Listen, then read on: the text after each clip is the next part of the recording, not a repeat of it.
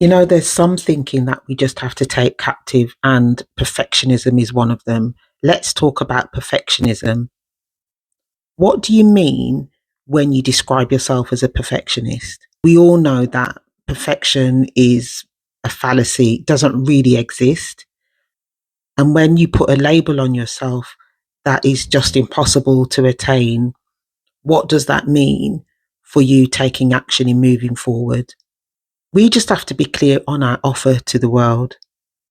But often what I see is that it's easier for you to see what other people have to offer, their gifts, how they can help the world, how they can make impact. But sometimes it's difficult to see your own offer with the same clarity.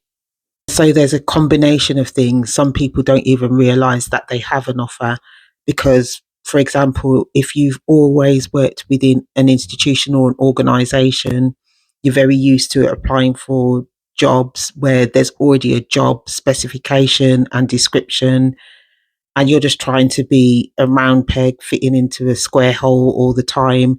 And so often you don't think about what your actual offer is, not as defined by someone else, but you defining it, you actually sitting down from scratch, thinking about what you enjoy, what you're really good at, how you want to make an impact in the world, and how you would exchange that value within just a very open situation and not within the context of an organization or somebody else's conditions. The trouble with the concept of perfection is that it can stop you from taking action. Success is the reward of action. What's really helpful is if you think of your offer as a bit of a thesis, you've got a concept in your mind as to what you think someone might like or what you think someone might value. You can get clues. What do people already seek your advice about, your counsel, or your skill sets? People would already be coming to you for things. And sometimes it's about sitting down and identifying what people already seek your advice for. But maybe you want to do something that people are not actually seeking your advice for, and you want to master something else, which is fine as well.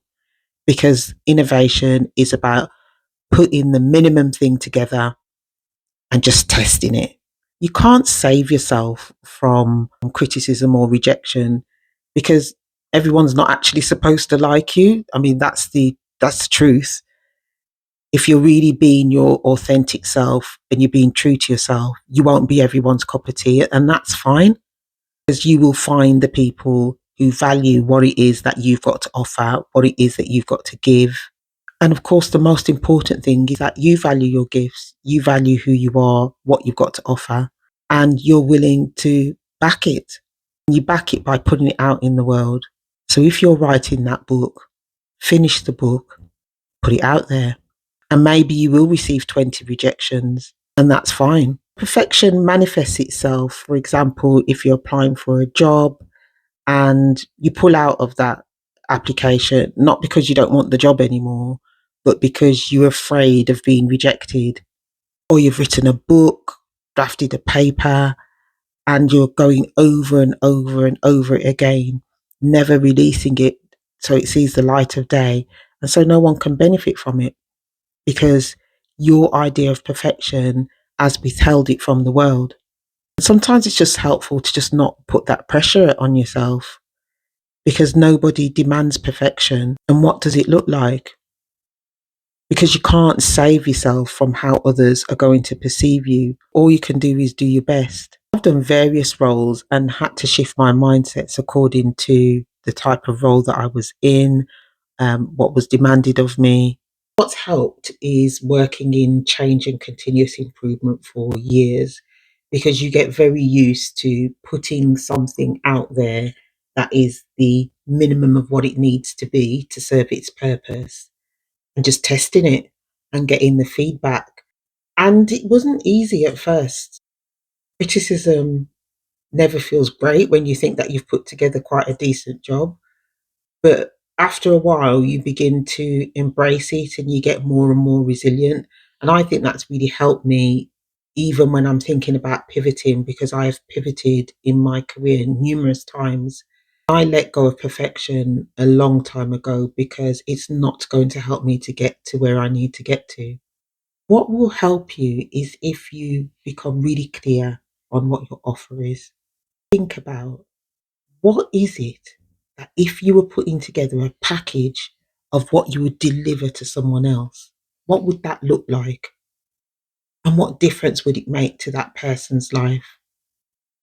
Because it's great following your passions, but you don't get the value exchange unless you understand what it is that the other person wants.